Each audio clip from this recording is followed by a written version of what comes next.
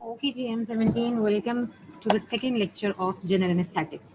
और ये जो 7 मिनट्स आप लोगों ने एक्स्ट्रा बिहेवियरल साइंसेस पढ़ी है, तो लेट्स जस्ट होप कि इसका आपके बिहेवियर पे बहुत ही पॉजिटिव असर हो, because now we are going to have to rush through the lecture due to shortage of time. And let's just hope कि इंटरनेट कोऑपरेट्स और हमारा लेक्चर टाइमली ख़त्म हो जाए। So initially I am going to make it quick, और उसके बाद if we get to have some time in the end तो हम फिर क्वेश्चन आंसर सेशन कर लेंगे, ताकि अगर किसी को कहीं पे कोई एम्बिग्विटी रह गई है तो उसको हम वहाँ पे रिजॉल्व कर लें। वरना इनिशियली मैं कोशिश करती हूँ कि मैं साथ साथ ही हर पॉइंट पे इतना रिपीटेटिवली एम्फेसाइज करूँ डिफिकल्ट चीज़ों पे कि आप उसको उसके पैरेलल ही ग्रास्प कर लो। Okay, so yesterday we talked about components of general anesthesia, and then we talked about stages of general anesthesia. And then ultimately we talked about the pharmacokinetic principles, or you would say the equilibrium dynamics, which affect the induction of anesthesia. हमने बात की थी कि इन pharmacokinetic principles में inspired gas partial pressure is directly related to induction of anesthesia, and then you can say ventilation rate is directly related to induction of anesthesia, and by direct relation we mean that increase in ventilation rate is going to increase or speed up your induction of anesthesia. And then we talked that solubility, or you can say blood gas partition coefficient, is inversely related to induction of anesthesia, which means if a gas is more soluble in blood, or if the gas has more affinity for blood rather than the inspired air, then in that case the induction of anesthesia is going to be faster. Where we were talking about the fact that increase in cardiac output also decreases induction of anesthesia. Reason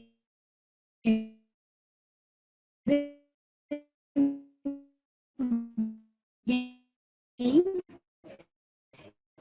increase in cardiac output results in increased blood flow to all the organs of the body, और जितना blood flow increase होगा सारे organs में, cardiac output increase होने से, क्योंकि वो इन सारे वेस्ट ऑर्गन्स में ज्यादा चला जाता है, तो उसकी वजह से इंडक्शन ऑफ एनेस्थीसिया जो है वो स्लो डाउन हो जाती है. So this is the reason we said that cardiac output is inversely related to induction of anesthesia. उसके बाद लास्ट हमारे पास बात आ जाती है कि एलिमिनेशन को कौन से फैक्टर्स इफेक्ट कर रहे हैं. अगर हम एलिमिनेशन की बात करें तो elimination and induction go hand in hand, यानी एलिमिनेशन और इंडक्शन पैरेलल मूव करते हैं, लेकिन सिर्फ रिवर्स मेथड में. वो सारे फैक्टर्स जो इंडक्शन को स्पीड अप करते हैं, वही सारे फैक्टर्स जो हैं वो रिवर्स मैनर में एलिमिनेशन को स्पीड अप करेंगे.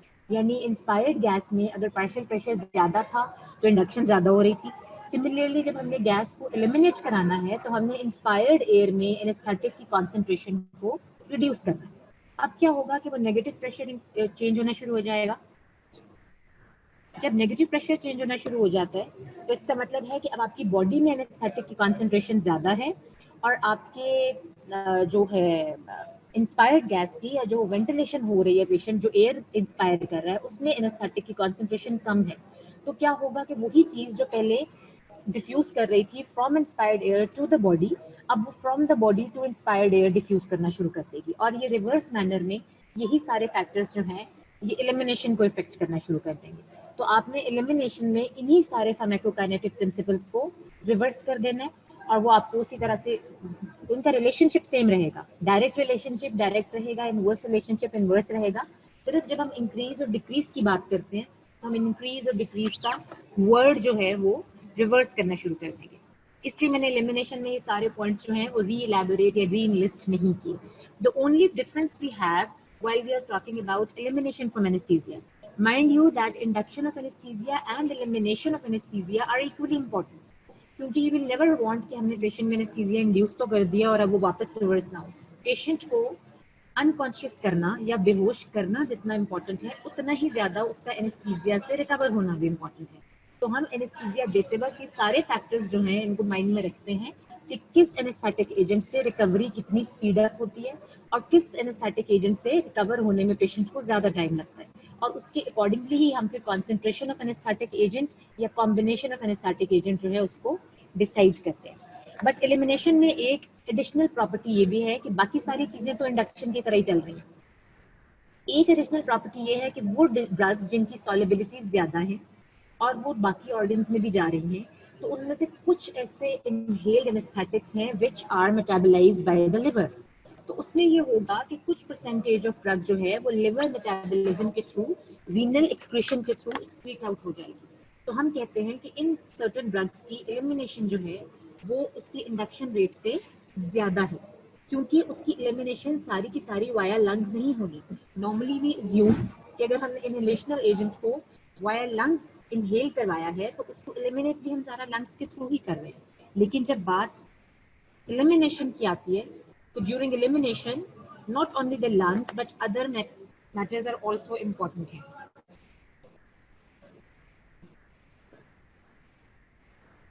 Okay, so this is this diagram which shows you that how different organs are going to act or affect your elimination.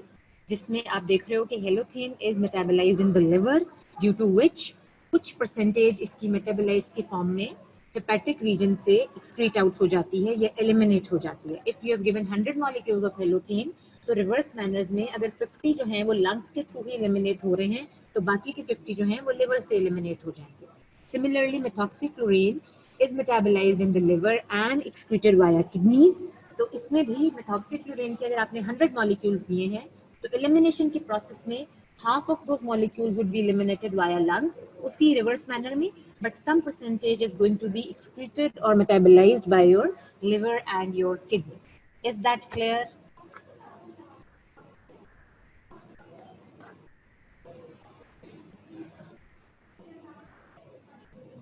Okay. We do have a couple of students who are paying more attention to the lecture rather than the attendance schedule. So thank you very much, people. Now we are going to talk about organ system effects of inhaled anesthetics. मैंने कल भी ये बात point out की थी. The good thing about inhaled anesthetic is कि आपको individually हर drug को जहाँ-जहाँ थोड़ी बहुत exceptions आती हैं, तो वहाँ हम उस exception को individually discuss कर लेते हैं. जब हमने pharmacokinetic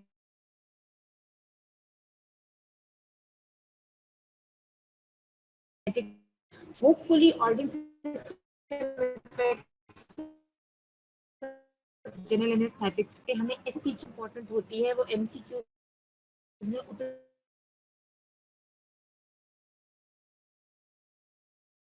ज्यादा एक इंडिविजुअल ऐसा कि जो डिफरेंट ऑर्गन्स को डिफरेंटली इफेक्ट करता है, और ये डिफरेंट बिहेवियर ही उसकी सिलेक्शन या नॉन सिलेक्शन को इफेक्ट करेगा. यानी आप जब एक पेशेंट को लोगे, उस पेशेंट की क्लिनिकल कंडीशन ये चीज डिसाइड करेगी कि इस पर्टिकुलर एनेस्थेटिक का इसके इस ऑर्गन सिस्टम पे ये एडवर्स इफेक्ट आ रहा है, तो हमने इसको इस सिनेरियो में यूज करना है या नहीं करना, या कितनी परसेंटेज में करना है.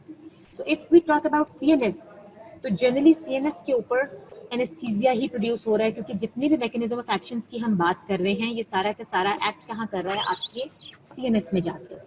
All the inhaled anesthetics decrease the cerebral metabolic rate.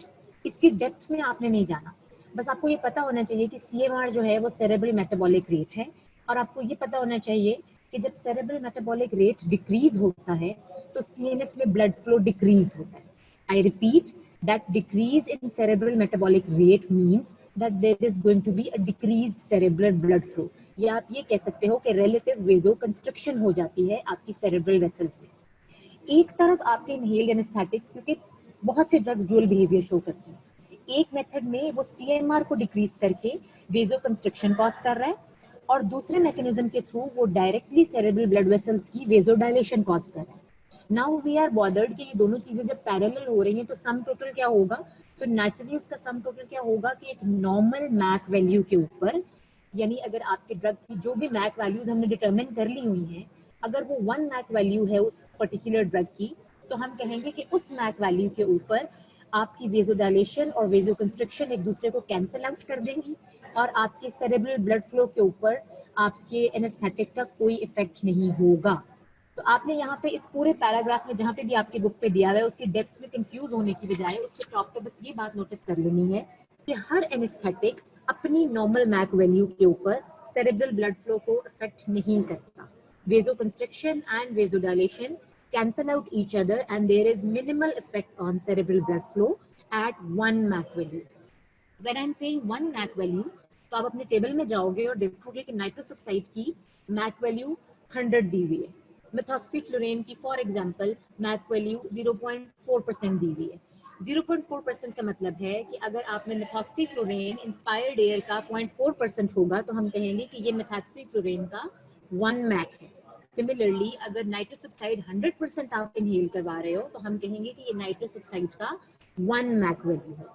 तो इसका मतलब है कि अगर आप उसको मल्टीप्लाई करोगे, अगर उसका इंस्पायर्ड गैस परसेंटेज इंक्रीज करोगे तो हम कहते हैं कि ये 1.5 मैक पे चले गए हैं या 2 मैक पे चले गए हैं। और अगर हम उसकी परसेंटेज उसके नॉर्मल मैक वैल्यू से, यानी उस वैल्यू से जिसमें ये 50% ऑफ इंडिविजुअल्स में एनेस्थीसिया प्रोड्यूस कर रहा था या immobility in response to noxious stimuli produce कर रहा था, उस वैल्यू से कम अमाउंट देंगे तो हम कहेंगे कि हम 0.5 मैक दे रहे हैं। तो 0.5 मैक पे या 1.5 मैक पे एबनॉर्मल सेरेब्रल ब्लड फ्लो जो है वो नजर आएगा, बट एक normal 1 MAC value of each individual anaesthetic आपके सेरेब्रल ब्लड फ्लो जो है वो अनअफेक्टेड रहता है। और नेचुरली नॉर्मल इंस्टेंसेस में, नॉर्मल सर्कमस्टांसेस में हम यही चाहेंगे कि सेरेब्रल ब्लड फ्लो पे कोई इफेक्ट ना हो। That's all about the CNS organ system effect of general anaesthetics. CNS में आपने बस यही बात याद रखनी है। Now, the next major organ system which is affected by your general anesthetics is your cardiovascular system. Cardiovascular system में as a rule of thumb, जितनी भी आपकी inspired gases हैं, वो सबकी सब, अब जिसको नहीं समझ आई हम उसको एंड पे रिवाइज करेंगे क्योंकि मुझे इसको फिनिश अप करना है। All thanks to your BS lecture, right? MAC की समझ इसलिए नहीं आई क्योंकि आपने कल का लेक्चर ठीक से नहीं लिया हुआ। जिसने कल का लेक्चर ठीक से लिया हुआ है उसको मैक का कॉन्सेप्ट समझ में आ जाएगा, right? All right, so cardiovascular effects में आपने याद रखना है कि all inhaled gases decrease arterial pressure in direct proportion to your their alveolar concentration. यानी जितना आप गैस की एल्वेओलर कंसंट्रेशन बढ़ाओगे उसी के रिस्पॉन्स में पेरिफेरल वैस्कुलर रेजिस्टेंस डिक्रीज होना शुरू हो जाएगी, पेरिफेरल वेसल्स की वेसोडाइलेशन होना शुरू हो जाएगी। उसके बाद एमसीक्यूज के लिए हाईलाइट कर लें, हेलोथेन और एनफ्लुरेन जो हैं वो कार्डिक आउटपुट को डिक्रीज करते हैं। कैसे डिक्रीज करती हैं? वो वेगल स्टिमुलेशन कॉज करेंगी और वेगल स्टिमुलेशन होने की वजह से अल्टीमेटली ब्रेडिकार्डिया भी हो जाएगा और आपका कार्डियोवैस्कुलर सिस्टम डिप्रेस हो जाएगा। तो ये आपने इन दोनों के रेफरेंस से याद रखना है for the sake of MCQ. और दूसरी इसमें इंपॉर्टेंट बात जो हमने याद रखनी है वो ये है कि हेलोथेन और आइसोफ्लोरेन जो है, पीछे जब मैंने बात की थी तो I talked about halothane and एनफ्लोरेन। Now I am talking about halothane and isoflurane. Halothane and isoflurane sensitize the myocardium to circulating catecholamines, which means कि डायरेक्टली तो ये वेगल स्टिमुलेशन करा के ब्रेडिकार्डिया ही करवा रहे हैं, लेकिन इस इफेक्ट की वजह से जो आपका मायोकार्डियम है उसमें रिसेप्टर अप रेगुलेशन हो जाती है। हम उसके डिटेल मैकेनिज्म में नहीं जा रहे, हम सिर्फ इतना याद रख रहे हैं कि बाय सम चांस हेलोथेन की वजह से आपका मायोकार्डियम जो है उसका रिस्पॉन्स टू कैटेकोलामीन्स जो है वो इंक्रीज कर जाएगा। नॉर्मल सिनेरियो में कुछ नहीं होगा, लेकिन अगर कोई पेशेंट एंजाइटी में है, अगर कोई पेशेंट एड्रेनलिन रश में चल रहा है जिसमें catecholamines more than normal secrete हो रहे हैं, तो वो ज्यादा सीरियसली रिस्पॉन्ड करेगा due to the presence of halothane, क्योंकि हेलोथेन ने उसके मायोकार्डियम को सेंसिटाइज किया हुआ है कि वो कैटेकोलामीन्स को क्विकली रिस्पॉन्ड करे या ज्यादा स्वेयरली रिस्पॉन्ड करे। So we have to remember that halothane increases the sensitivity or sensitizes the myocardium to circulating catecholamines, and this can be arrhythmogenic in certain instances. अगर आपकी कैटेकोलामीन आप एक्सटर्नली ले रहे हो, पेशेंट किसी ऐसी डिजीज में है जिसमें आप उसको एपिनेफ्रिन दे रहे हो या किसी भी कोल्ड या कफ की मेडिसिन भी दे रहे हो जिसमें एफिड्रीन या कैटेकोलामीन्स प्रेजेंट हैं, तो ऐसे पेशेंट में एरिथमिया की प्रोबेबिलिटी बढ़ जाती है। तो आपने इस चीज को जहन में रखना है इस सर्टेन एनेस्थेटिक एजेंट को यूज करते हुए। That is more than enough for your cardiovascular system. ये 2-3 MCQs आपने याद रखने हैं। On the whole, peripheral vasodilation हो रही है, PVR कम हो रहा है, vagal stimulation हो रही है with halothane and enflurane, और sensitizing your myocardium is done by your halothane and isoflurane. Whereas nitrous oxide in combination with other potent gases produces sympathetic stimulation that minimizes the cardiac depression. अब हो क्या रहा है कि हमने कल बात की थी कि हम कोई भी इन सब एजेंट्स को इंडिविजुअली यूज नहीं कर रहे. We are using a combination of these agents in the form of a balanced anesthesia in order to take full benefit of their beneficial effects and to avoid their adverse effects. तो हम क्या करते हैं कि जब nitrous oxide दे रहे हैं, साथ में हम बाकी के दूसरे वाले इनहेल एनेस्थेटिक्स भी दे रहे हैं, तो ये जो सीवीएस के ऊपर एक का इनहिबिटरी एक्शन है वो दूसरे के स्टिमुलेटरी एक्शन के साथ बैलेंस आउट हो जाएगा, और वंस अगेन आपके सीएनएस की तरह आपके कार्डियोवैस्कुलर सिस्टम पे भी नेट इफेक्ट जीरो आएगा, राइट? तो इसलिए इफेक्ट्स पता होने चाहिए ताकि हम राइट कॉम्बिनेशंस जो हैं वो सेलेक्ट कर सकें। Next system is your respiratory system. अब वापस अगर हम कल के स्टेजेस ऑफ एनेस्थीसिया की बात करें तो you remember that the last stage of your anaesthesia was medullary depression. This means कि आपके सारे इनहेल्ड एनेस्थेटिक्स जब सीएनएस में जाते हैं तो कहीं ना कहीं वो आपके मेडुला के ऊपर एक्ट कर रहे हैं, जहां से आपके रेस्पिरेटरी सेंटर्स कंट्रोल हो रहे हैं और ओवरऑल आपका रेस्पिरेटरी सिस्टम जो है वो डिप्रेस हो रहा है। All gases are respiratory depressant, but this respiratory depressant effect is lessened by surgical stimulation. Once again, फिर वही बैलेंसिंग फिनोमेना हो गया कि आपके एनेस्थेटिक ने आपके रेस्पिरेटरी सिस्टम को डिप्रेस कर दिया, लेकिन जो आपकी सर्जिकल स्टिमुलेशन होती है, जो भी आप एक्सटर्नल किसी भी चीज को सेंसिटाइज करते हो, तो बॉडी का रिस्पॉन्स होता है कि वो रेस्पिरेटरी सिस्टम के थ्रू उसको ऑक्सीजन को, हाइपोक्सिया को कवर करने की कोशिश करती है, तो ओवरऑल आपका रेस्पिरेटरी सिस्टम जो है वो बैलेंस में ही रहता है। इसमें जो आपने एमसीक्यूज में चीजें याद रखनी होंगी वो सिंपली ये होगा जो इस स्लाइड में शो हो रही हैं कि डेस्फ्लोरेन इज अ रेस्पिरेटरी इरिटेंट। अब सारे के सारे हमने कहा कि रेस्पिरेटरी डिप्रेसेंट्स हैं और लोकली हम कहेंगे कि ब्रोंकोडायलेटर्स के तौर पे एक्ट करते हैं। हाउएवर अगर कोई एक ऐसी गैस है जो इरिटेंट इन नेचर है तो इरिटेशन के रिस्पॉन्स में क्या होता है? Reflex spasm. तो desflurane is a respiratory irritant, तो इसके रिस्पॉन्स में रिफ्लेक्स ब्रोंकोस्पैज्म हो सकता है। अदर देन दैट बाकी के सारे इनहेल्ड एनेस्थेटिक्स जो हैं वो ब्रोंकोडायलेटेशन कॉज कर रहे होते हैं। सो इस एक्सेप्शन ऑफ डेस्फ्लोरेन को आप याद रखेंगे क्योंकि एक्सेप्शंस जो हैं वो एमसीक्यूज के लिए बहुत ज़्यादा इंपॉर्टेंट होती हैं। एक हाइपोथेटिकल सिनेरियो बनाया जाता है और उसमें फिर लिखा जाता है कि उसको एक ऐसा एनेस्थेटिक दिया गया कि पेशेंट जो है वो रिफ्लेक्स ब्रोंकोस्पैज्म में चला गया। जब तक आपको ये इंडिविजुअल प्रॉपर्टी नहीं पता होगी तो आप ये बात नहीं बता सकोगे कि which general anaesthetic agent was responsible for that bronchospasm. Mind you कि एक्चुअल प्रैक्टिस में ऐसा कुछ नहीं हो रहा, क्योंकि एक्चुअल प्रैक्टिस में तो हम ब्रोंकोस बैलेंस्ड एनेस्थीसिया यूज कर रहे हैं, लेकिन क्योंकि हम अभी थर्ड ईयर में, क्योंकि हम आपकी थ्योरी को स्ट्रॉन्ग करने की कोशिश कर रहे हैं, तो थ्योरेटिकली जो सिनेरियोज आपको पेपर में दिए जाते हैं they are hypothetical in nature. उन सिनेरियोज को एक्चुअल सिनेरियो से कंपेयर करने की कोशिश मत किया करो। पिछले से पिछले साल यूएचएस में इतना एक सॉरी टू से इतना स्टूपिडली हाइपोथेटिकल क्वेश्चन आया था जिसमें वो क्लोरोक्विन पूछना चाह रहे थे और उन्होंने बड़े सिंपली ये सिचुएशन बनाई कि which of the following chemotherapeutic agent will be used जो कि पेशेंट के डायरिया और मलेरिया को कंकॉमिटेंटली ट्रीट कर देगा।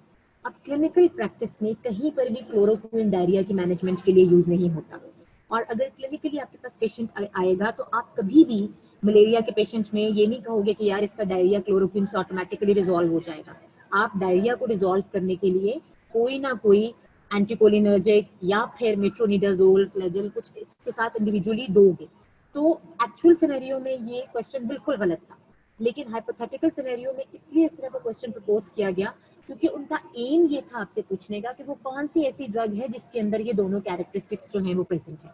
We at Avicenna Medical College try to make as real scenarios as possible ताकि आपकी सिर्फ थियोरेटिकल प्रैक्टिस ना हो बल्कि आपकी क्लिनिकल प्रैक्टिस भी हो जाए। बट वंस अगेन यूएचएस में किस तरह का सिनेरियो आए, कौन सा पेपर आए, you never know, so you have to be prepared for worst case scenarios, right? Desflurane is a respiratory irritant and finally enflurane has a pungent smell. तो जब पंजेंट स्मेल आती है तो पेशेंट के नॉर्मल बॉडी का response होता है कि वो ब्रेथ होल्ड कर लेता है और ब्रेथ होल्डिंग की वजह से इंडक्शन ऑफ एनेस्थीसिया जो है वो स्लो डाउन हो सकती है। तो ये दो इंडिविजुअल इफेक्ट्स हैं, otherwise all the anaesthetics are respiratory depressants in nature. Finally other organs के ऊपर क्या इफेक्ट्स हैं? किडनी के ऊपर सब जो हैं वो जीएफआर को डिक्रीज कर रहे हैं, that is not very significant. Liver के ऊपर all the gases are going to decrease the hepatic blood flow from 15% to 45%, again not clinically very significant. Uterine smooth muscles में they are potent uterine muscle relaxants, ठीक है? तो इसलिए क्या होता है कि इंट्रा यूट्राइन फीटल मैनिपुलेशन या manual extraction of retained placenta जो है उसमें ये इसकी एडिशनल कैरेक्टरिस्टिक जो है वो हमारे लिए हेल्पफुल हो सकता है, बट देन अगेन इसकी भी कोई क्लिनिकल सिग्निफिकेंस नहीं है, तो let's just forget it. Yes, clinical significance की जब बात आ रही है, hepatotoxicity, halothane is extremely toxic to your liver. मैंने पहले बात की थी जब मैं एलिमिनेशन की बात कर रही थी कि halothane was eliminated via liver, क्योंकि वहां पे उसका मेटाबॉलिज्म हो रहा था and it has toxic metabolites, जिसकी वजह से जो कंडीशन डेवलप होती है उसको हम कहते हैं हेलोथेन हेपेटाइटिस। हेलोथेन हेपेटाइटिस अपनी बुक के ऊपर लिख लो, क्योंकि फिर आपको ये एमसीक्यूज के लिए भी हेल्प करेगा, प्लस जब भी हेपेटोटॉक्सिसिटी की बात आएगी जनरल एनेस्थीसिया के रेफरेंस से, तो आपको इमीडिएटली पता होगा कि हम हेलोथेन की बात कर रहे हैं। और इसी हेलोथेन हेपेटाइटिस की वजह से हम अब हेलोथेन को नॉर्मल इंस्टेंसेस में अवॉइड करते हैं। We have got better drugs for that purpose, right? And then comes your infamous malignant hyperthermia. Malignant hyperthermia हम इतनी दफा पढ़ चुके हैं अब तक कि I don't think I should be repeating it right now. इनको आपने skeletal muscle relaxants में पढ़ा है, इसको आपने जब ANS पढ़ा था उस टाइम पढ़ा था, इसको आपने एंटीसाइकोटिक्स में भी पढ़ा था, एक दफा फिर रिपीट कर रहे हैं। It's an autosomal dominant genetic disorder, जिसमें होता क्या है आपको पता है, रैनिडिन आर रिसेप्टर्स जो हैं उसकी म्यूटेशन हो जाती है, जिसकी वजह से एक्सेसिव कैल्शियम रिलीज होगी, पेशेंट जो है उसमें मस्कुलर स्पेजम होगा, हीट प्रोडक्शन होगी और ओवरऑल उसका फीवर हो जाएगा। और इस कॉम्प्लेक्स पूरे एक सिस्टम को हम कहते हैं मैलिग्नेंट हाइपरथर्मिया। और इसका स्टैंडर्ड ट्रीटमेंट क्या है? Dantrolene. Malignant hyperthermia is very very important university question, क्योंकि डिफरेंट सिस्टम्स में ये आ रहा है और एमसीक्यू तो डेफिनेटली हर साल आ जाता है डैंट्रोलिन के ऊपर। तो आपने याद रखना है कि ये एग्जैक्टली है क्या, malignant hyperthermia के symptoms क्या हैं, then again which drugs are going to cause malignant hyperthermia, or you can say which drugs when given in combination of with each other increase the risk of malignant hyperthermia. तो ये book में जितनी जगह repeat हुआ, when I am telling you again and again that the drugs or the problems which are repeated in your book are clinically very significant, और prof में उनको attempt करना उतना ही डिफिकल्ट हो जाता है क्योंकि उनका किसी सिंगल सिस्टम से क्वेश्चन नहीं आता, क्वेश्चन हमेशा जनरलाइज्ड आ जाता है और आपने अपने मेंटल नॉलेज से सम अप करना होता है कि किस किस चैप्टर में कहाँ कहाँ इस चीज का जिक्र हुआ था। उसके बाद फिर एक दो और छोटे छोटे एमसीक्यू के पॉइंट्स कि नाइट्रस ऑक्साइड जो है वो मेथियोनिन सिंथेसिस को डिक्रीज करती है, जिसकी वजह से मेगैलोब्लास्टिक एनीमिया हो जाता है। ये एक हेमेटोटॉक्सिक पॉइंट है नाइट्रस ऑक्साइड का, जो इंडिविजुअल एमसीक्यूज के लिए इंपॉर्टेंट है। एंड गॉड फॉरबिड अगर आपको adverse effects of general anaesthetics आएंगे तो उसमें भी आपने ये सारी इंडिविजुअल प्रॉपर्टीज जो हैं इनको इनलिस्ट करके एक लिस्ट बना लेनी है, जिससे आपके एडवर्स इफेक्ट्स जो हैं वो कंप्लीट हो जाएंगे जनरल एनेस्थेटिक्स के। क्योंकि हमने ना तो हम सीवीएस पे इफेक्ट चाहते हैं जनरल एनेस्थेटिक्स का, ना हम रेस्पिरेशन पे इफेक्ट चाहते हैं, ना ही हम कोई और ऑर्गन सिस्टम इफेक्ट चाह रहे हैं। The only aim of those general anaesthetics is कि वो सीएनएस में जाके एनेस्थीसिया कॉज करें। उसके अलावा जितने भी एक्स्ट्रा सेरेब्रल इफेक्ट्स हैं वो सबके सब एडवर्स इफेक्ट्स में काउंट होते हैं। लिहाजा आपने सारे पॉइंट्स को in case of a question जहां पे एडवर्स इफेक्ट्स पूछे जाएं लिस्ट डाउन कर लेना। Okay, unfortunately due to shortage of time, without any break, we are going to progress to the second half, which is your intravenous anesthetics. अभी तक हम जो डिस्कस कर रहे थे वो आपके इनहेलेशनल एनेस्थेटिक्स थे, जिसमें आपके गैशियस एनेस्थेटिक्स और वोलेटाइल लिक्विड्स थे, and now we are talking about intravenous anaesthetics, जो कि हम naturally as the name indicates intravenous route के थ्रू यूज करते हैं। Intravenous anesthetics have an onset of action which is faster than the fastest of gaseous agents. इस बात को note down कर लो। ये आईवी एनेस्थेटिक्स जनरल आपको दिमाग में बात आती है कि क्योंकि हम एनेस्थीसिया दे रहे हैं तो इनहेलेशनल रूट से दिया तो ज्यादा जल्दी इफेक्ट आएगा, but no, IV anaesthetics are far more quicker than your gaseous anaesthetics. और कल जब मैं स्टेजेस ऑफ एनेस्थीसिया पढ़ा रही थी तो we talked about the fact कि एनेस्थीसिया एकदम से नहीं होगा, पहले आपका एनाल्जेसिया होगा, फिर स्टेप वाइज वो एक्साइटमेंट में, डिलीरियम में, डिसइनहिबिशन में जाएगा patient, and then third stage में we progress to your surgical anaesthesia. लेकिन अगर हम बैलेंस्ड एनेस्थीसिया दे रहे हैं, अगर हम कॉम्बिनेशन ऑफ एनेस्थेटिक्स यूज कर रहे हैं, तो इंट्रावेनस एनेस्थेटिक हम सबसे पहले दे देंगे। और ये जितने भी प्रीमेच्योर सिम्टम्स या जो स्टेजेस ऑफ एनेस्थीसिया हैं जो हमारे लिए फेवरेबल नहीं है, हम इनको कवर कर सकते हैं, हम इनको स्किप कर सकते हैं। तो आप देखो कि ओवरलैपिंग ऑफ ड्रग्स के साथ हम एक जो स्टेजेस हैं उनको भी शील्ड कर सकते हैं, उनको भी सप्रेस कर सकते हैं। तो क्या होगा जी, intravenous anaesthetics consist of your barbiturates, जो कि हम सेडेटिव हिप्नोटिक्स में पढ़ के आए हैं, इसलिए मैं आज डिटेल में नहीं बताऊंगी। Benzodiazepines are also used as a pre anaesthetic medication, क्योंकि वो प्री एनेस्थेटिक मेडिकेशन है, मैंने यहाँ नहीं लिखी, but you can enter benzodiazepines down the list in the list of intravenous anaesthetic. जिस चीज पे हम फोकस करेंगे यहाँ पर इस टॉपिक में, these are your propofol, etomidate and your ketamine या ketamine, whatever you like to pronounce. ये 3 इंडिविजुअल ड्रग्स हैं जिनके कोई ग्रुप्स नहीं हैं, जिनके ऊपर सारी स्टोरी रोटेट करेगी इस लेक्चर में भी और आपके जनरल एनेस्थेटिक्स में भी। और आपने क्या करना है कि अपनी बुक में छोटे छोटे या तो आप लाइंस ड्रॉ करके इसका कंपैरेटिव एनालिसिस बना लो, प्रोपोफोल का, इटोमिडेट का, केटामाइन का। एक तो ये कि थ्योरेटिकल क्वेश्चन में ये चीज आपको हेल्प करेगी। सेकेंडली ये होगा कि आपको इमीडिएटली पता होगा कि कौन से वाले इस इंडिविजुअल एजेंट के कौन से सिस्टम के ऊपर क्या इफेक्ट है, क्योंकि सारे के सारे एमसीक्यूज आपको इसी तरह आएंगे। आपको इंडिविजुअल सिस्टम के, कोई आपसे ये नहीं पूछेगा कि प्रोपोफोल के ऊपर एक डिटेल्ड स्टोरी लिख दो, अब वो वाले लॉन्ग क्वेश्चंस नहीं होते। अब वो आपको एक सिनेरियो देंगे, उसमें कोई भी सीवियस रेस्पिरेटरी कंडीशन देंगे, नीचे इन सारे आईवी एनेस्थेटिक्स का नाम लिख देंगे और आपसे कहेंगे कि कौन से वाला एजेंट रिस्पॉन्सिबल है या कौन से वाला एजेंट सूटेबल है। तो जब तक आपको उस हर इंडिविजुअल सिस्टम के ऊपर हर इंडिविजुअल आईवी एनेस्थेटिक की प्रॉपर्टीज का नहीं पता होगा, आप उस क्वेश्चन को आंसर नहीं कर सकोगे। और अमंग दीज 3, प्रोपोफोल और केटामाइन तो बहुत ज्यादा यूज हो रहे हैं क्लिनिकल प्रैक्टिस के अंदर, आउट पेशेंट डिपार्टमेंट में, क्योंकि ये क्विकली हम इससे इंड्यूस भी कर सकते हैं और क्विकली इससे रिकवर भी कर सकते हैं। इसलिए जो चीज इतना क्लिनिकली रेलेवेंट होती है, नेचुरली उसकी एग्जाम सिग्निफिकेंस भी उसके पैरेलल इंक्रीज हो जाती है। Propofol, or you can also say diisopropyl phenol, is the most important IV anesthetic. Its onset of action is very similar to that of thiopental. अब आपने पीछे बार्बिटूरेट्स पढ़े हैं तो आपको पता है कि कैसे एक्ट करते हैं, प्लस आपको ये भी पता है कि गाबा चैनल्स के थ्रू, मैंने कल भी ये बात डिस्कस की थी कि जनरल एनेस्थेटिक्स में हमारा मेन एम है गाबा को प्रमोट करना। गाबा मीडिएटेड इनहिबिशन जो है उसको हम एनहांस करते हैं और कुछ सिनेरियोज में हम एस्पर्टेट या एनएमडीए रिसेप्टर मीडिएटेड एक्टिवेशन को इनहिबिट करते हैं, और वो एनएमडीए वाली एक्टिवेशन इनहिबिशन जो है वो सिर्फ केटामाइन के लिए रिजर्व है, बाकी सबका जो है वो गाबार्जिक मैकेनिज्म है। तो ये बात तो आपने अपने माइंड में सेट कर लेनी है, राइट? इसकी डिटेल में हमने नहीं जाना। प्रॉपर्टीज आपने इसकी कौन सी याद रखनी है? एक तो ये कि इसका ऑनसेट ऑफ एक्शन बहुत क्विक है, विद इन सेकेंड्स जो है उसका ऑनसेट स्टार्ट हो जाता है और जैसे ही आप इसका इंजेक्शन देके हटते हो 8 to 10 मिनट्स में इसका इफेक्ट टर्मिनेट भी हो जाता है। तो आउट पेशेंट डिपार्टमेंट में अगर आपने कुछ छोटी छोटी सर्जरी करनी है, कुछ छोटा सा वूंड है उसको स्टिच करना है, तो अगर आप लोकल नहीं दे रहे तो लोकल एनेस्थीसिया के बाद जो सबसे पहला स्टेप होता है वो प्रोपोफोल यूज होता है। सिनेरियो में भी आपको क्वेश्चन में हमेशा एक आउट पेशेंट डिपार्टमेंट की सेटिंग आएगी और आपको कहा जाएगा कि हमने पेशेंट को एडमिट नहीं करना बल्कि ऑपरेट करके इमीडिएटली डिस्चार्ज कर देना है। तो कौन से वाला एनेस्थेटिक यूज करेंगे? आपको याद होगा, आपको पता होगा, अपने जनरल आपने आसपास देखोगे कि जब भी हम जनरल एनेस्थीसिया देते हैं कॉम्बिनेशन वाला जिसमें हम इनहेलेशनल एजेंट्स यूज कर रहे हैं, तो पोस्ट ऑपरेटिव केयर में पोस्ट एनेस्थेटिक केयर बहुत इंपॉर्टेंट है और पेशेंट को इमीडिएटली डिस्चार्ज नहीं किया जाता क्योंकि we expect certain delayed effects of your general anaesthetic, जिसकी वजह से उसको अंडर ऑब्जर्वेशन रखा जाता है। लेकिन अगर हमने ओपीडी में 2 स्टिचेस लगा के पेशेंट को वहीं से उसी डोर से बाहर भेजना है, तो we need an immediately acting and immediately eliminating anaesthetic and propofol is going to be your drug of choice. दूसरी मजे की बात यह है प्रोपोफोल के साथ कि पोस्ट ऑपरेटिव नोजिया और वॉमिटिंग नहीं होता इससे, क्योंकि इसका अपना एंटी एमेटिक एक्शन है।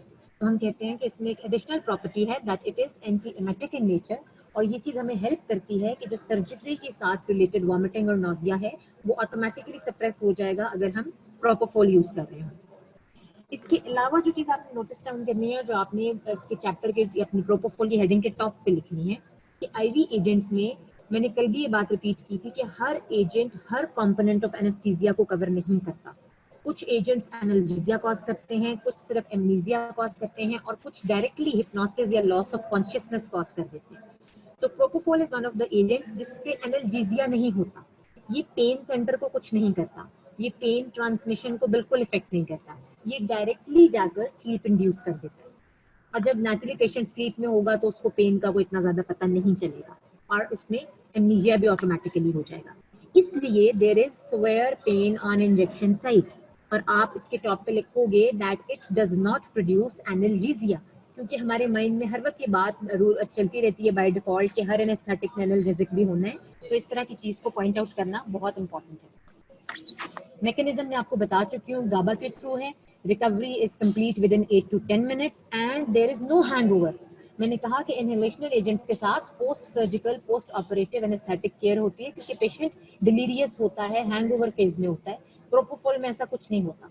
Once this effect is finished, once the patient is surgically stitched, patient is good to go. कोई इशू नहीं होगा. It acts as a hypnotic but has no analgesic property. I've already told you that. It has an anti-convulsant action as well as anti-emetic action. ये दोनों चीजें आपने note down कर ली हैं. और प्रोपोफोल का एक और कंजीनियर है जिसको फॉस प्रोपोफोल कहते हैं, which is more suitable nowadays, क्योंकि वो पेन उससे जो है वो रिलेटिवली कम होती है, उसका इफेक्ट जो है वो प्रोपोफोल से ज्यादा सुटेबल है. ठीक है. I am going to skip thiopental because ये हम सेडेटिव हिप्नोटिक्स में पढ़ चुके हैं. एंड ऑफ द डे अगर टाइम बचा तो I come back to thiopental and benzodiazepine. If not तो आपको सिंपली पता है कि ये सेडेटिव हिप्नोटिक्स हैं और नेचुरली ये भी वही काम करेंगे कि एक तो कि प्री सर्जिकल एंजाइटी को डिक्रीज करते हैं. सर्जरी से पहले पेशेंट एंग्शियस होता है, तो अगर आप बेंजोडाइजेपिन दोगे तो प्री एनेस्थेटिकली प्री सर्जिकली उसको एंजाइटी डिक्रीज हो जाएगी. प्लस अगर हम थायोपेंटल जो है उसको सपोर्ट करते हैं इंडक्शन ऑफ एनेस्थीसिया में, क्योंकि थायोपेंटॉल शॉर्टेस्ट एक्टिंग था और वो इमीडिएटली जो है पेशेंट को अनकॉन्शियस कर देगा और फिर हमारे लिए इजी हो जाएगा कि हम बाकी एनेस्थीसिया के प्रोसेसेस जो हैं वो उनको कैरी आउट कर सकें.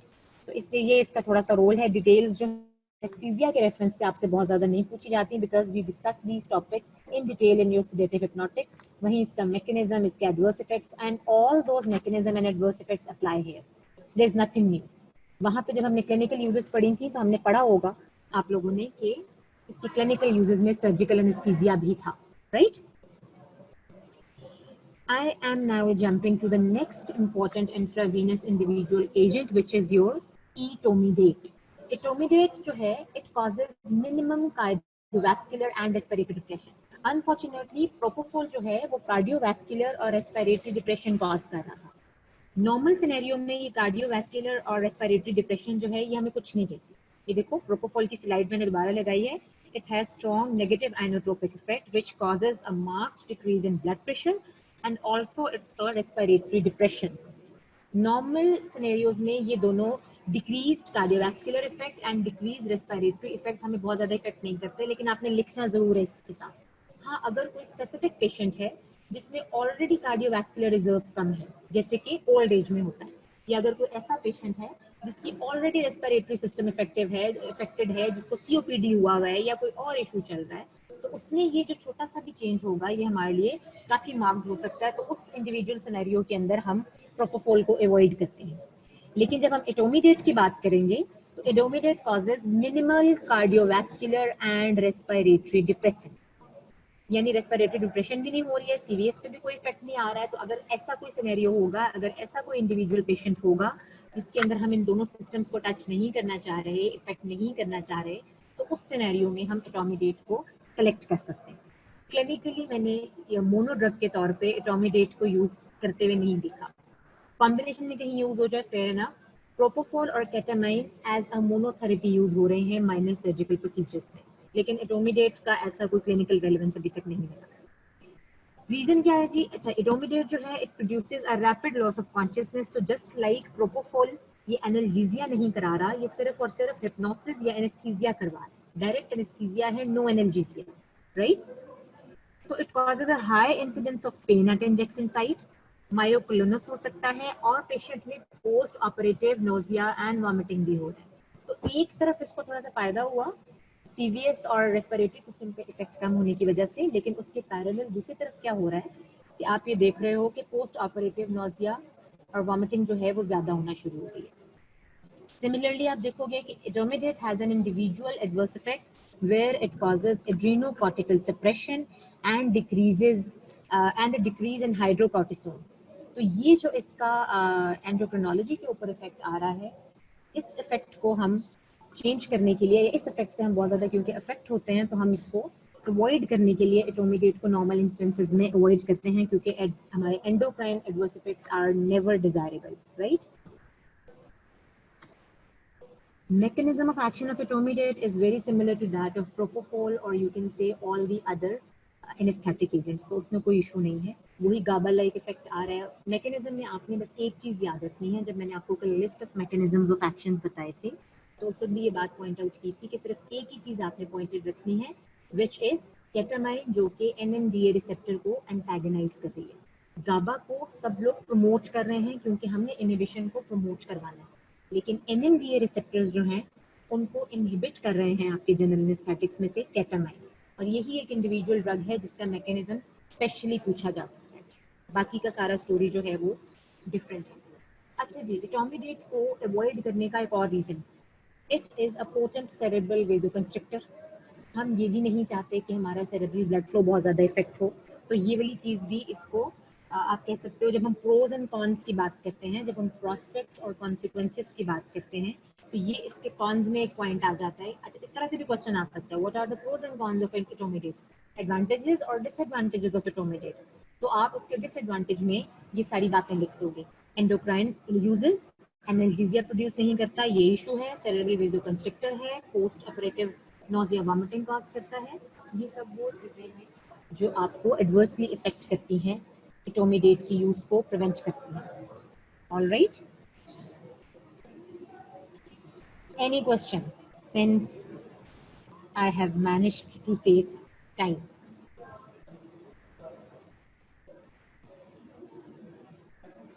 Thank you. Next is your ketamine. Ketamine, simple problem, no issue, right? Ketamine के साथ आपके यूक्यूज बहुत ज़्यादा एसोसिएटेड हैं, क्योंकि इसमें बहुत सारे हिचेस एंड क्लिचेस हैं, बहुत सारे छोटे छोटे इश्यूज हैं। Ketamine produces dissociative anaesthesia where your eyes are going to remain open with a slow nystagmic gaze, जिसको हम कैटाटोनिया भी कहते हैं। कैटाटोनिया एक ऐसी साइकोलॉजिकल स्टेट है जिसके अंदर पेशेंट जो है वो अपरेंटली अवेक होता है but non responsive to environment होता है। यानी आप मौजूद हैं, आप जिंदा हैं, आपकी आंखें खुली हैं, आप जाग रहे हैं। और यूजुअली आई होप मैंने एक दफ़ा मेंशन भी किया होगा, catatonia is the state which you people are in usually when we are having a lecture. आप वहाँ मौजूद होते हैं, आपकी आंखें खुली होती हैं, लेकिन किसी फार फ्लंग पॉइंट पे आपकी गेज स्टक हुई हुई होती है। आपको बिल्कुल आइडिया नहीं होता कि आपकी सराउंडिंग में क्या हो रहा है। आप किसी क्वेश्चन को रिस्पॉन्ड नहीं करते, हंसने वाली बात हो तो हंसते नहीं हैं, which means कि आप अपनी सराउंडिंग से डिसोसिएटेड चल रहे हैं। तो whenever you are going to talk about ketamine, imagine your situation when you are sitting in your lecture theater, और उस वक्त जो आपकी कंडीशन होती है उसको हम कहते हैं डिसोसिएटिव एनेस्थीसिया, राइट? जहाँ पे आपकी आईज जो हैं वो एक पॉइंट पे फिक्स होंगी, माइनर निस्टैग्मस हो रहा होगा, कैटाटोनिया है, एमनीजिया है, एनाल्जेसिया है, विद और without loss of consciousness. Propofol इटोमिडेट में क्या प्रॉपर्टी थी कि वहाँ पे एनाल्जेसिया नहीं हो रहा था, बल्कि डायरेक्टली एमनीजिया हो रहा था और डायरेक्टली लॉस ऑफ कॉन्शियसनेस हो रही थी। केटामाइन की गुड थिंग ये है कि इट प्रोड्यूसेस एनाल्जेसिया, ये पेन सेंसेशंस को खत्म करती है, लेकिन हिप्नोसिस जो है that's a big question mark. वो इंडिविजुअल पेशेंट पे डिपेंड करेगा। कुछ लोग जो हैं, बल्कि मोस्ट सिनेरियोज में हम कहते हैं कि characteristically patient is awake, but कुछ केसेस में जो है पेशेंट जो है वो कॉन्शियसनेस उसकी लूज भी हो सकती है। तो दैट इज 50-50। हम याद रखते हैं कि बाकी दोनों they were producing no analgesia just hypnosis, whereas ketamine is producing analgesia but not hypnosis. और हम इसके साथ जो चीज याद रखेंगे वो होगा डिसोसिएटिव एनेस्थीसिया का वर्ड, वो होगा कैटाटोनिक एनेस्थीसिया का वर्ड, वो होगा कैटाटोनिया का वर्ड। इससे रिलेटेड कोई भी एमसीक्यू सिनेरियो प्रेजेंट किया जाए तो आपको पता होना चाहिए कि we are talking about ketamine. Ketamine is the only intravenous anesthetic that produces analgesic properties and produces cardiovascular stimulation. CVS और रेस्पिरेटरी सिस्टम पे प्रोपोफोल में हमने कहा था कि वो डिप्रेस कर रहा है दोनों सिस्टम्स को। इटोमिडेट में हमने कहा था no effect on CVS and respiration, और केटामाइन में हम कह रहे हैं कि वो रेस्पिरेटरी स्टिमुलेंट भी है और वो कार्डियोवैस्कुलर स्टिमुलेंट भी है। और ऐसे कुछ केसेस होते हैं जो हमारे ओल्ड एज पेशेंट्स होते हैं, जहाँ पे हमारा सीवीएस जो है वो डिप्रेसिव स्टेज में है। हाइपरटेंसिव पेशेंट की बात नहीं हो रही, उस पेशेंट की बात हो रही है जिसके अंदर ब्लड वॉल्यूम कम है, जिसका कार्डिक रिजर्व कम है, जिसके अंदर रिपीटेटिवली ब्लड प्रेशर कम हो जाता है या पेशेंट फेंट हो जाता है। ऐसा पेशेंट जब सर्जरी में प्रेजेंट करेगा तो सर्जरी में तो ना तो हम हाइपर चाहते हैं ब्लड प्रेशर, ना हम हाइपो चाहते हैं, हम चाहते हैं कि मेंटेन स्टेट में रहे। तो ऐसे पेशेंट में जिसमें ब्लड प्रेशर या कार्डिक रिजर्व कम है, उस पेशेंट में केटामाइन हेल्प करेगा हमें, क्योंकि वो उसके सीवीएस को स्टिमुलेटेड रखेगा और फर्दर डिक्रीज को प्रिवेंट करेगा। तो once again we have a point which is going to support और एक्ट अगेंस्ट ये सिलेक्शन। तो आपने सिलेक्शन क्राइटेरिया में इन सब बातों को याद रखना है। सिलेक्शन क्राइटेरिया में मैं सिर्फ आपकी क्लिनिकल सिलेक्शन की बात नहीं कर रही, मैं आपकी एमसीक्यू की चॉइस सिलेक्शन की भी बात कर रही हूँ। कि आपने सिनेरियो में देखना है कि कौन कौन सी प्रॉपर्टीज सिनेरियो में दी हुई हैं। हर सिनेरियो बिल्कुल होप्स नहीं होता, उसमें कुछ ना कुछ प्रॉपर्टीज आपको इंडिकेट कर रही होती हैं कि आपकी ड्रग जो सिलेक्ट की जा रही है वो कौन सी होगी। Again, for the third time, I'm telling you कि mechanism of action of ketamine is different from other anesthetic agents. ये GABA को promote करने की बजाय inhibit करता है N-methyl D-aspartate receptor को, which is an excitatory receptor. और जब ये NMDA mediated excitation को prevent करेगा, हाँ, it's not, yes, you're right, Manu, it's not very useful for a normal patient. लेकिन होता ये है कि अब नॉर्मल सिनेरियोज में कभी ऐसा पेशेंट आ जाता है जिसके ऊपर, जैसे कि बच्चे हैं छोटे, अब छोटे बच्चों में थोड़ा बहुत प्लस माइनस सीवीएस या रेस्पिरेशन जो है वो बड़े आराम से डील हो जाती है, ठीक है।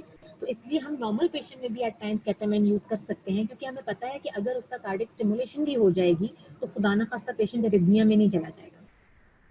तो इसलिए ये कोई ऐसी बात नहीं है कि हम सिर्फ वो देखेंगे कि वो पेशेंट्स जिनकी पहले सिम्पैथेटिक स्टिमुलेशन ज्यादा हुई हुई है, वो पेशेंट्स जो ऑलरेडी हाइपरटेंसिव हैं, उनमें हम केटामाइन को अवॉइड करेंगे।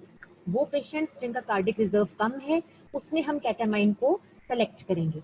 और वो पेशेंट्स जो नॉर्मल पेशेंट्स हैं, उनमें कुछ भी हो सकता है। आपकी एज ग्रुप के पेशेंट्स, छोटे बच्चे, उनमें थोड़ी बहुत, क्योंकि जो मैनिपुलेशन की बात करते हैं ये नॉर्मल सिनेरियो में कुछ नहीं कहती। ये मैनिपुलेशन जो है ये सिर्फ उस सिनेरियो में हमें इफेक्ट करती है जब हमारा सिस्टम ऑलरेडी डिस्टर्ब होता है, अदरवाइज कोई फर्क नहीं पड़ता। हाँ, एक कॉन्ट्राइंडिकेशन है, it's severely contraindicated in patients with increased intracranial pressure, क्योंकि ये सेरेब्रल वेजोडाइलेशन कॉज करता है और सेरेब्रल वेजोडाइलेशन की वजह से इंट्राक्रैनियल प्रेशर इंक्रीज होने की प्रोबेबिलिटी होती है। और जो आपके हेड इंजरीज हैं, हेड इंजरीज में आपका ऑलरेडी इंट्राक्रैनियल प्रेशर इंक्रीज हुआ होता है। इसलिए ये बात याद रखना इसलिए जरूरी है कि जब हम सर्जरी कर रहे होते हैं तो more than 50% of surgeries are due to your head injuries. तो आप हेड इंजरी के पेशेंट में केटामाइन यूज नहीं करोगे, क्योंकि वो ऑलरेडी डिस्टर्ब इंट्राक्रैनियल प्रेशर को इंक्रीज कर सकती है, and this goes for a normal patient as well, right. तो इस वाली बात को आपने हाईलाइटेड रखना है। देन इसकी एक और प्रॉपर्टी है, इससे रिलेटेड एक और छोटा सा क्वेश्चन है जिसको हम इसके एडवर्स इफेक्ट्स में काउंट करते हैं। इसको हम कहते हैं emergence reaction. I don't know आप जो बुक फॉलो कर रहे हो उसमें इमरजेंस रिएक्शन का वर्ड यूज हुआ हुआ है या नहीं, अगर नहीं हुआ हुआ तो आप लिख लो। इमरजेंस फिनोमेना भी कहते हैं या इमरजेंस रिएक्शन भी कहते हैं। होता क्या है, मैंने कहा कि एनेस्थीसिया की जितनी इंडक्शन इंपॉर्टेंट है उतनी ही एनेस्थीसिया से एलिमिनेशन या रिकवरी भी इंपॉर्टेंट है। केटामाइन इंड्यूस्ड एनेस्थीसिया से जब पेशेंट रिकवर करता है तो वो रिकवरी प्रोपोफोल या एटोमिडेट की तरह स्मूथ नहीं होती, बल्कि what happens is that there is a post operative sensory and perceptual illusion। Patient को हेलुसिनेशंस आएंगी, पेशेंट डिलीरियस स्टेट में होगा, पेशेंट डिसोरिएंटेड होगा, और डिसोरिएंटेड और विविड ड्रीम्स होंगे। यानी आप, ये भी हो सकता है कि पेशेंट इमर्ज हो और उठ के वो ऐसी बातें करें जिनका रियलिटी से कोई ताल्लुक ना हो। समटाइम्स व्हाट हैपेंस इज कि पेशेंट जो है जब वो रिकवर करते हैं एनेस्थीसिया से, तो वो जो उनकी इमेजिनरी सेंटर्स हैं वो हाईलाइट हुए हुए होते हैं और वो इस तरह की बातें कर रहे होते हैं जो एक्चुअली एग्जिस्ट नहीं करती। वो हेलुसिनेट कर रहे होते हैं, सामने आप खड़े होते हैं और उनको कोई और नजर आ रहा होता है। So if you have given the patient ketamine, so you are not supposed to be worried due to that reaction. Plus again, आपने केटामाइन देने से पहले भी पेशेंट को काउंसल कर देना है कि इसकी इमरजेंसी में ये इशू होता है।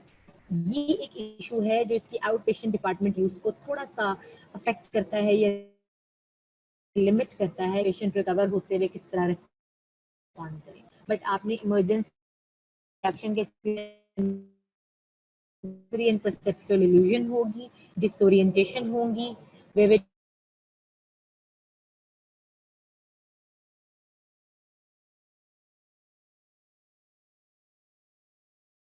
ड्रीम्स होंगे, सब बातें जो हैं आप याद, एक्सपीरियंस फ्रॉम अदर इफेक्ट्स। जैसे मैंने कहा था कि प्रोपोफोल में आपने इंजेक्शन दिया,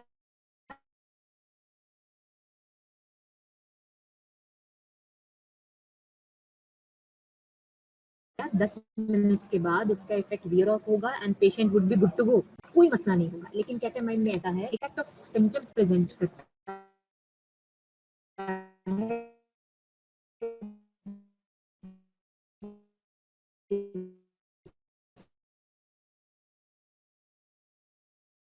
तो हम कहते हैं इमरजेंस रिएक्शन। इमर्ज मतलब जिसमें पेशेंट मे हैव, अच्छा मे हैव का वर्ड है, जरूरी नहीं है हर एक में हर चीज में डिसओरिएंटेशन हो सकती है, पेशेंट डिलीरियस हो सकता है, है, मेंटली अपसेट पेशेंट की तरह बिहेव कर सकता है, पेशेंट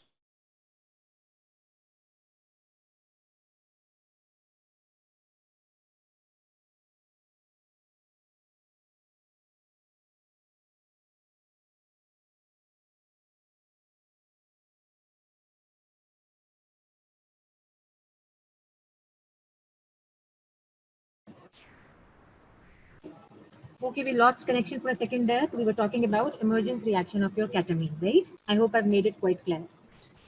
बाकी बातें हम ऑलरेडी कर चुके हैं, तो दैट आर नॉट इम्पोर्टेंट. उसके बाद end of the day there are some adjuvant drugs. Adjuvant drugs means कि वो प्राइमरीली एनेस्थीसिया कॉज नहीं कर रही होती, लेकिन हम उसको एनेस्थीसिया की सपोर्ट में यूज करते हैं, इसलिए हम उनको कहते हैं एडजुवेंट ड्रग्स या supportive drugs, right? Supportive drugs में जो ड्रग्स आती हैं, समटाइम्स एडजुवेंट ड्रग्स के ऊपर एक सेपरेट नोट आ जाता है या आपसे इनलिस्ट करने को कहा जा सकता है कि वो कौन सी ड्रग्स हैं जो खुद एक्चुअली जनरल एनेस्थेटिक नहीं है, लेकिन वो एनेस्थीसिया को सपोर्ट करते हैं. तो they are your opioids, they are your antipsychotic agents, and they are your benzodiazepines and barbiturates. Remifentanil, which is your opioid, has an extremely short duration of action, लेकिन क्योंकि ओपियोइड्स आपको पता है severe analgesia produce करते हैं, और हमने anaesthetics में देखा है कि एनाल्जेसिया बहुत देर से जाके आ रहा है या खुद से नहीं आ रहा, तो अगर हम इसकी सपोर्ट साथ दे देंगे तो पेशेंट को वो जो प्रोपोफोल या केटामाइन से नो एनाल्जेसिया वाला इशू आ रहा था, हम उसको ओवरकम कर सकते हैं, पेनट इंजेक्शन साइट को ओवरकम कर सकते हैं. और शॉर्ट एक्शन की वजह से क्या होगा कि इसका इफेक्ट फौरन से रिवर्स हो जाएगा, तो हमें बहुत ज्यादा कोई एडवर्स इफेक्ट्स नजर नहीं आएंगे. So remifentanil, which is an opioid analgesic, is used as an adjuvant drug because it produces analgesia. Then again, there is fentanyl and droperidol, जो कि कंबाइन करके यूज की जाती हैं एनाल्जेसिया और एमनेसिया के लिए. फेंटेनिल आपके ओपियोइड्स में आती है, और drop is a sister drug of haloperidol which studied in your antipsychotic drugs. Antipsychotic drugs के जो टिपिकल एजेंट्स हैं उनको हम न्यूरोलेप्टिक हैं. इसलिए जब हम न्यूरोलेप्टिक को यूज करते हैं एनेस्थीसिया प्रोड्यूस करने के लिए, तो उस एनेस्थीसिया को कहा जाता है न्यूरोलेप्ट एनेस्थीसिया. ठीक है, तो इसलिए आपको एक शॉर्ट डेफिनेशन न्यूरोलेप्ट एनेस्थीसिया की भी पूछ सकती है, तो आपको पता होना चाहिए कि neurolept anaesthesia is the type of anaesthesia where you are using a neuroleptic drug, namely droperidol or any other agent, जो आपको हेल्प कर सकती है एनेस्थीसिया प्रोड्यूस करने में.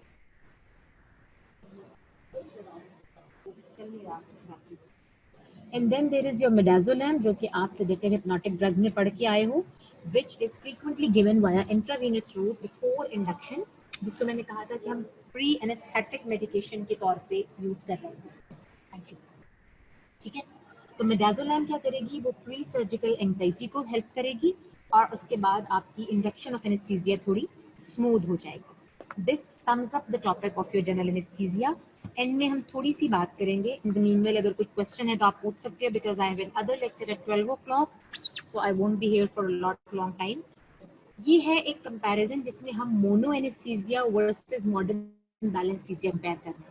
मैंने कल आपको बताया था ना कि जब जनरल एनेस्थेटिक एजेंट्स नहीं थे, तो डाइएथाइल ईथर जो था वो 1800 समथिंग में यूज किया जा रहा था एनेस्थीसिया के लिए. जब आप एक सिंगल ड्रग यूज करते हो तो वो स्टेप वाइज एनेस्थीसिया प्रोड्यूस करती है. शुरू में वो पेन सेंसिटिविटी को रिड्यूस कर रही थी, फिर अल्टीमेटली वो कॉन्शियसनेस को कम कर रही थी, और उसके नेक्स्ट स्टेप में वो मसल से रिलैक्सेशन कॉज कर रही थी, और लास्ट स्टेप में वो पैरालिसिस ऑफ वाइटल सेंटर्स कर रही थी. अब जब आप डोज बढ़ाते हो तो आप इन सारे स्टेप्स को सेग्रीगेट नहीं कर पाते. यू नेवर नो कि कब एक स्टेप से दूसरे स्टेप में सिचुएशन प्रोग्रेस कर जाए और कब पेशेंट की कंडीशन जो है वो वर्सन हो जाए. आप ये देखो कि हिप्नोसिस पहले आ गया और मसल रिलैक्सेशन हुई नहीं, और अगर खुदा न खास्ता आप मसल रिलैक्सेशन अचीव करने की कोशिश करोगे तो देयर इज अ चांस कि पेशेंट मेडुलरी डिप्रेशन में चला जाए. तो इस सारे इशू को अवॉइड करने के लिए हम सिंगल ड्रग की इंक्रीज डोज की बजाय मल्टीपल ड्रग्स को यूज करते हैं इन अ लो डोज, ताकि हम सब ड्रग्स के फेवरेबल इफेक्ट्स को यूज कर सकें और उनके एडवर्स इफेक्ट्स को अवॉइड कर सकें. And this combination of anaesthetic agents is called general balanced anaesthesia. आपने बैलेंस्ड एनेस्थीसिया की डेफिनेशन याद करनी है, where we are using more than one anesthetic agent in order to achieve benefit of their beneficial effects and to avoid their adverse effects. Balance anesthesia में हम patient को hypnotise करने के लिए या अनकॉन्शियस करने के लिए हेलोथेन या प्रोपोफोल यूज कर सकते हैं. हम पेशेंट में पेन को रिलीव करने के लिए नाइट्रस ऑक्साइड या फेंटेनिल यूज कर सकते हैं, जो आपका एक ओपियोइड है, और नाइट्रस ऑक्साइड आपका जनरल एनेस्थेटिक है। और हमने कल पढ़ा था कि nitrous oxide was the least potent anaesthetic, यानी उससे एनेस्थीसिया तो अच्छा अचीव नहीं होता, लेकिन जो एनेस्थीसिया की अर्ली स्टेज है, जो आपकी एनाल्जेसिया है, वो अच्छा हो जाता है। थर्डली, फॉर ऑटोनॉमिक स्टेबलाइजेशन हम एट्रोपिन यूज कर सकते हैं। अगर आप अपने जो याद हो आपको आपका एएनएस, तो we studied that atropine has a pre anaesthetic medication role, right? तो बेसिकली उस पर्पस में हम थोड़ी सी एट्रोपिन यूज करेंगे। And then comes the role of your skeletal muscle relaxants. Intubation के लिए हम लेरेंजियल रिफ्लेक्स को, लेरेंजियल स्पैज्म को अवॉइड करना चाहते हैं, इसलिए हम स्केलेटल मसल रिलैक्सेंट यूज करते हैं, जिसमें आपका सक्सिनाइलकोलिन भी हो सकता है, जिसमें आपका पैनक्लोनियम भी हो सकता है, और एनी अदर मसल रिलैक्सेंट। अब कहने का मतलब ये है कि अगर मैं हेलोथेन या प्रोपोफोल की हाई डोजेज यूज करूं कि वो अल्टीमेट डोज पे जाके मसल रिलैक्सेंट प्रोड्यूस करे, तो वो मेरे लिए डेंजरस है। उसके कंपैरिजन में it's easier for a doctor कि वो मसल रिलैक्सेशन के लिए एक इंडिविजुअल ड्रग दे दे, जिसका काम ही सिर्फ मसल रिलैक्सेशन है, ठीक है। अनकॉन्शियसनेस के लिए एक और ड्रग दे दे, और इस कॉम्बिनेशन ऑफ ड्रग्स की हेल्प से वो बैलेंस्ड एनेस्थीसिया प्रोड्यूस करे। ये सारी स्टोरी क्या करती है, सारे स्टेप्स को कवर करती है। प्री मेडिकेशन, जिसमें हम एट्रोपिन यूज कर सकते हैं, जिसमें हम पेंटाजोसिन यूज कर सकते हैं, जिसमें हम डायजेपैम यूज कर सकते हैं। एक का काम ऑटोनॉमिक स्टेबलाइजेशन है, एक का काम एनाल्जेसिया है, और एक का काम एंजियोलाइसिस है या लैक ऑफ एंजाइटी है। उसके बाद इंडक्शन फेज में फिर हम देखो कि मैक्सिमम ड्रग्स यूज कर रहे हैं। इंडक्शन फेज ज्यादा क्रिटिकल होती है, जिसमें हमें शॉर्ट एक्टिंग एजेंट्स भी ऐड करने पड़ते हैं, जो क्विकली एनेस्थीसिया अचीव करें। और मेंटेनेंस फेज में फिर हम उन शॉर्ट एक्टिंग एजेंट्स को एलिमिनेट कर देते हैं, और लॉन्ग एक्टिंग एजेंट्स जो हैं सिर्फ उनसे कंटिन्यू करते हैं। एंड देन फिर रिकवरी फेज के अंदर अगेन हमें स्केलेटल मसल रिलैक्सेंट्स को रिवर्स करने के लिए न्यूरोमस्कुलर ब्लॉकर देना पड़ता है, जिस विच इज नियोस्टिग्मीन। और साथ में दोबारा जब पेशेंट इमर्ज होगा, तो सबसे पहला रिस्पॉन्स क्या होगा उसका? पेन। हमने क्यों एनेस्थीसिया दिया था? पेन को प्रिवेंट करने के लिए। तो नेचुरली आपने सर्जरी की है, अब पेशेंट वापस जाग तो क्या है, बट पेन सेंसेशन तो उसकी वापस रिवाइव हो रही है। तो उस पोस्ट सर्जिकल पेन को कवर करने के लिए हम साथ में कोई भी एनाल्जेसिक दे सकते हैं, ओपियोइड एनाल्जेसिक यूज कर सकते हैं, या कोई भी और एनसैड या any other analgesic agent as the doctor suggest. तो ये सारा combination of anaesthetic agents in your balance anaesthesia is going to help your normal stages of anaesthesia. That sums up your topic. I hope I made it clear. अगर कोई questions हैं तो आप पूछ सकते हैं। Is there any question?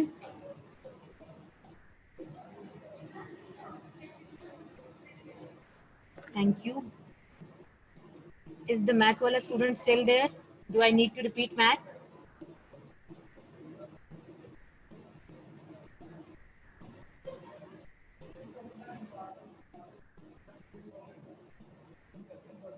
अभी दूसरा है।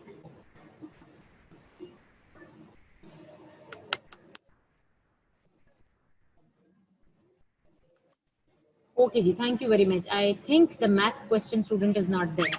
This is what happens when you switch in and out of the lecture and just post questions to gain some attention. किधर हो भाई? आ गए हो वापस? MAC is your minimum alveolar concentration. Minimum alveolar concentration is basically a predictor of your potency.